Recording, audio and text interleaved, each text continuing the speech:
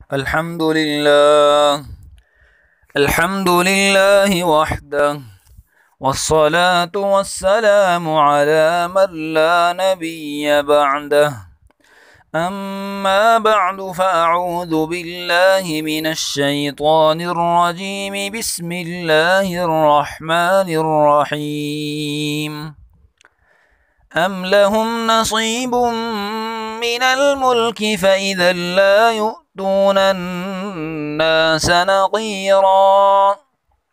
أم يحسدون الناس على ما آتاهم الله من فضله، فقد آتينا آل إبراهيم الكتاب والحكمة وآتيناهم ملكا عظيما. صدق اللہ العظیم. معزز و محترم سامعین و سامعات، گزشتہ درس میں یہود کا تذکرہ گزرا تھا کہ یہود کے جو بڑے تھے کعب بن اشرف وغیرہ، وہ مشرکین کے پاس گئے، انہوں نے بتوں کو سجدہ کیا اور آپ علیہ السلام اور آپ کے دین کے بارے میں فرمایا کہ آپ علیہ السلام سے زیادہ تم جو کفار ہو، تم راہ ہدایت پر ہو، تم صحیح راستے پر ہو. یہ ان کو پتہ تھا کہ ہم غلط بات کہہ رہے ہیں اور عملی طریقے سے ہم شرک کر رہے ہیں، بتوں کو سجدہ کر رہے ہیں، لیکن اس کے باوجود انہوں نے یہ غلط کام کیا. آپ علیہ السلام کی بغض میں آ کر یہ کام کیا انہوں نے. اللہ نے فرمایا کہ ہم نے ان پر لعنت کی، اور جس پر اللہ تعالیٰ لعنت کر دے، اپنی رحمت سے دور کر دے، اس کے لیے آپ کوئی مددگار نہیں پائیں گے. تو یہ یہود کے حالات تھے. یہود ایسی قوم ہے جو حسد اور بغض میں مبتلا ہے، حسد میں بہت زیادہ مبتلا ہیں، اور یہ یہودی اس حسد میں ہیں کہ نبوت بنو اسحاق سے ہٹ کر بنی اسماعیل میں کیوں آ گئی ہے. آپ علیہ السلام بنو اسماعیل میں سے ہیں، تو اللہ تعالیٰ نے فرمایا کہ کیا تمہارے لیے کوئی اختیار ہے؟ تمہارے پاس اگر سلطنت ہوتی تو تم تو ایک رتی برابر بھی کسی کو کوئی حصہ نہ دیتے. تمہاری اپنی یہ حالت ہے، اتنے تم کنجوس واقع ہوئے ہو. تو ہمارا اختیار ہے، ہم نے اپنی مرضی سے بنی اسرائیل کے بعد بنی اسماعیل میں یہ نبوت منتقل کر دی ہے. اور یہ اسحاق علیہ السلام بھی ابراہیم علیہ السلام کی اولاد میں سے تھے، اور ان کو ہم نے نبوت دی، اور ان کی اولادوں میں سے کچھ نبی بنے، کچھ خلیفہ بھی بنے، جن کو بادشاہی ملی. اللہ نے اس کا تذکرہ فرمایا. ام لہم نصیب من الملک، کیا ان کا حصہ ہے سلطنت میں، کیا ان کے لیے کوئی اختیار ہے سلطنت میں. فَإِذَا لَا يُؤْتُونَ النَّاسَ نَقِيرًا، اگر ان کے پاس اختیار ہوتا تو پھر یہ نہ دیتے، کسی کو نہ دیں گے، لوگوں کو ایک تل برابر بھی کوئی حصہ نہ دیتے. اگر ان کے پاس سلطنت ہوتی تو کسی کو ایک تل بھی نہ دیتے.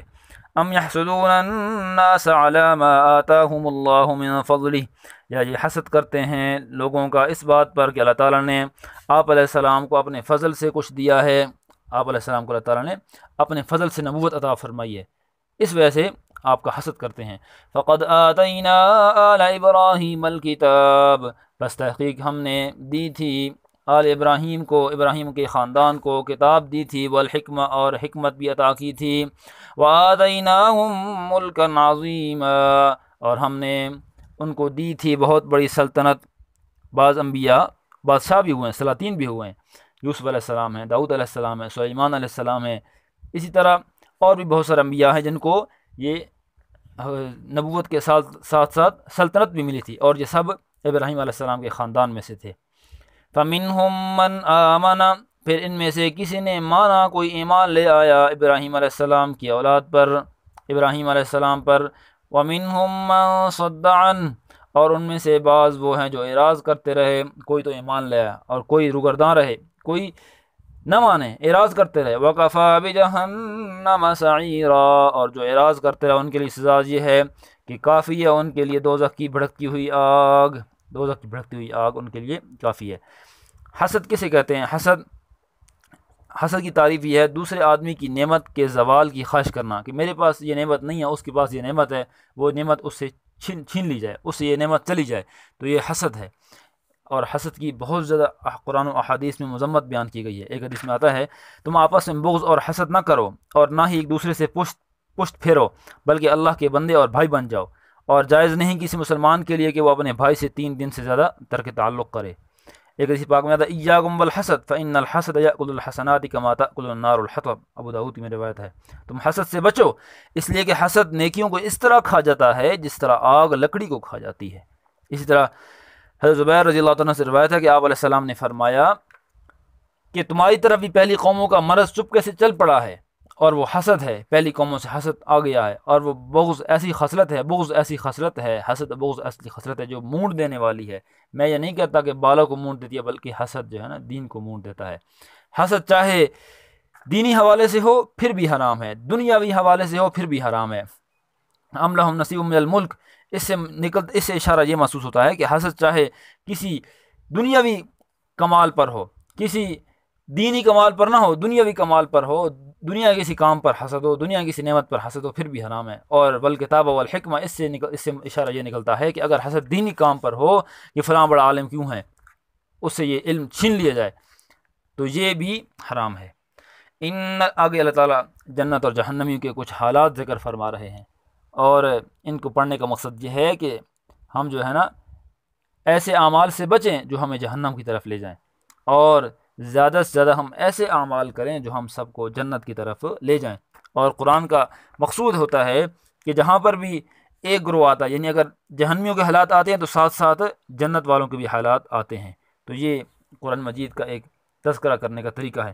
ان الذین کفروا، بے شک وہ لوگ جنہوں نے انکار کیا، بآیاتنا، ہماری آیتوں کا، سوف نصلیہم نارا، ہم ان کو ان قریب آگ میں ڈالیں گے، دنیا کی آگ ہے، اس کو انسان ہاتھ نہیں لگا سکتا، تو اللہ تعالیٰ جہنمیوں کو آگ میں ڈالیں گے۔ اللہ تعالیٰ ہم سب کو محفوظ رکھے۔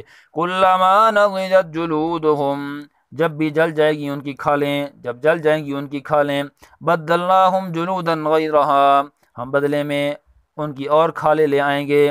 جب ایک کھال جل جائے گی تو بدلے میں ہم ان کی ایک اور کھال لے آئیں گے۔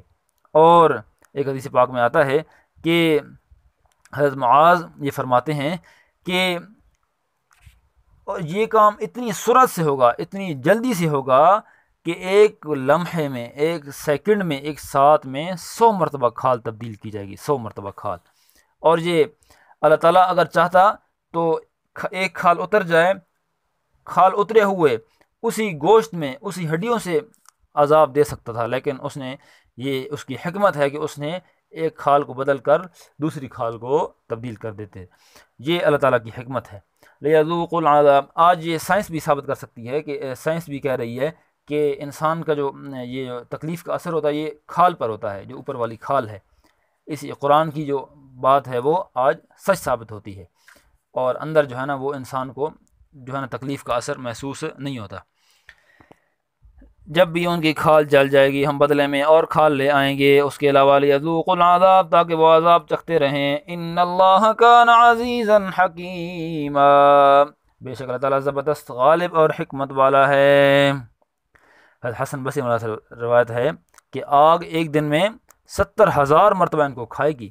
جب ان کو کھا چکے گی تو ان لوگوں کو کہا جائے گا کہ تم پھر پہلی حالت پر لوٹ جاؤ، بس وہ پہلی حالت پر لوٹ جائیں گے۔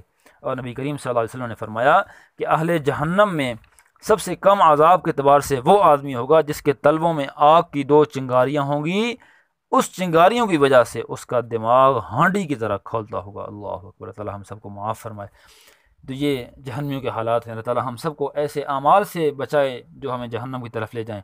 والذین آمنوا وعملوا الصالحات، وہ لوگ جنہوں نے ایمان لایا، وہ لوگ جو ایمان لائے، وعملوا الصالحات، انہوں نے اچھے اعمال کیے، نیک اعمال کیے، سندخلہم جنات، ہم ان قریب ان کو داخل کریں گے ایسے باغات میں، تجری من تحتها الانہار، ان باغات کے نیچے نہریں بہتی ہیں، ان باغات کے نیچے نہریں بہتی ہیں، خالدین فیہا، ان باغات میں، ان جنتوں میں ہمیشہ ہمیشہ رہیں گے، وہ ان باغات میں، ان جنتوں میں ہمیشہ ہمیشہ رہیں گے۔